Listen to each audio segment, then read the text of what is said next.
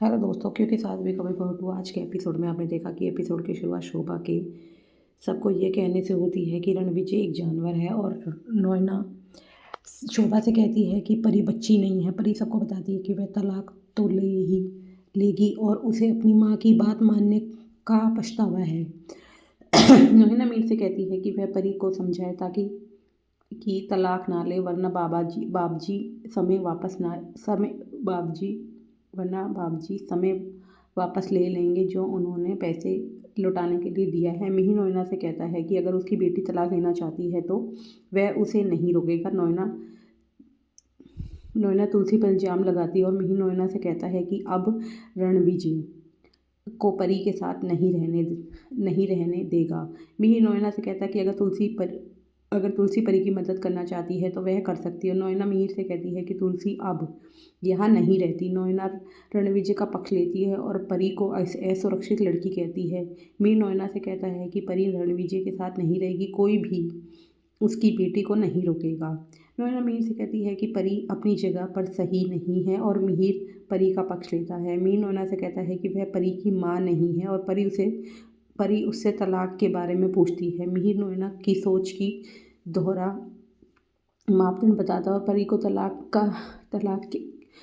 की अर्जी दाखिल करने को कहता है। वह उसके साथ है। परी मिहिर को धन्यवाद देती है। तुलसी और अंगद एग्जीबिशन में आते हैं और वैष्णवी तुलसी को बताती है कि जज आ रहे हैं। मिहिर को तुलसी पर गर्व है क्योंकि वह अब बहुत आत्मनिर्भर हो गई। और नोएना मिहिर से तुलसी की रणनीति के बारे में पूछती है। मिहिर नोएना से कहता है कि वह भविष्यवाणी करने में बहुत अच्छा है और नोएना मिहिर से काम पर ध्यान देने को कहती है। नोएना मिहिर से भाषण में मदद करने को कहती है और मिहिर कहता है कि नोएना अपने भाषण से जादू कर सकती है। नोएना कंपनी के बारे में अपना भाषण देना शुरू करती है और मिहिर कहता है कि यह भाषण और बेहतर हो सकता था। मिहिर नोएना को आधुनिक तकनीक और उसकी गति के बारे में बोलने का सुझाव देता है। नोएना मिहिर से सहमत होती है और अपना भाषण बदल देती है। टिम्सी मिताली को परेशान करती है और मिताली नाराज़ हो जाती है। मिताली मुन्नी से टकरा जाती है और वह टिम्सी का परिचय मुन्नी से कराती है। मिताली मुन्नी से टिम्सी की नैनी बनने को कहती है और मुन्नी कहती है कि उसे कोई समस्या नहीं, लेकिन वह बहुत बिजी है। मिताली मुन्नी के हाथ में नया फ़ोन देखती है और टिम्सी मिताली से मुन्नी के बारे में पूछती है। मिताली टिम्सी को बताती है कि मुन्नी उसके पिता की पहली पूर्व गर्लफ्रेंड है। अंगद मुन्नी से मिलकर हैरान हो जाता है और उसे सलाम करता है। मुन्नी इसका श्रेय तुलसी को देती है और तुलसी मुन्नी को उन्हें समय देते देखकर खुश होती है। अंगद तो लड़कियों को मुन्नी से मिलने के लिए बुलाता है और तुलसी मुन्नी से कहती है कि वे सब उसकी बेटियां हैं। मुन्नी छुट्टी लेकर ऋतिक से मिलती है।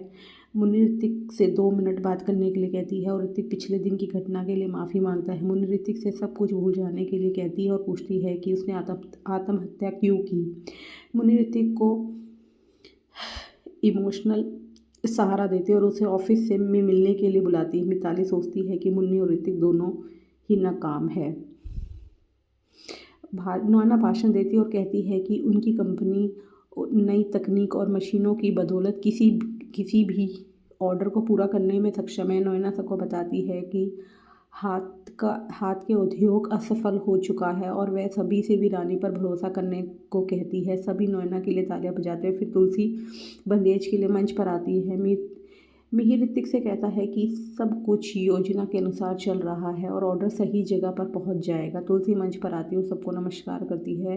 तुलसी सबको बताती है कि उन्होंने कभी सोचा भी नहीं था कि उन्हें इस मंच पर बंदेज मनाने का मौका मिलेगा और वह जूरी को धन्यवाद देती है।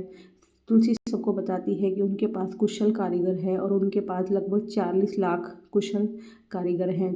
तुलसी सबको बताती है कि वे अपनी संस्कृति और प्रतिभा को सबके सामने लाना चाहती है। अब आप देखिए कि अगले एपिसोड में नोएना और तुलसी में से कौन इस प्रतियोगिता को जीतेगा। अब आगे का एपिसोड जानने के लिए हमारे चैनल को लाइक और सब्सक्राइब कीजिए।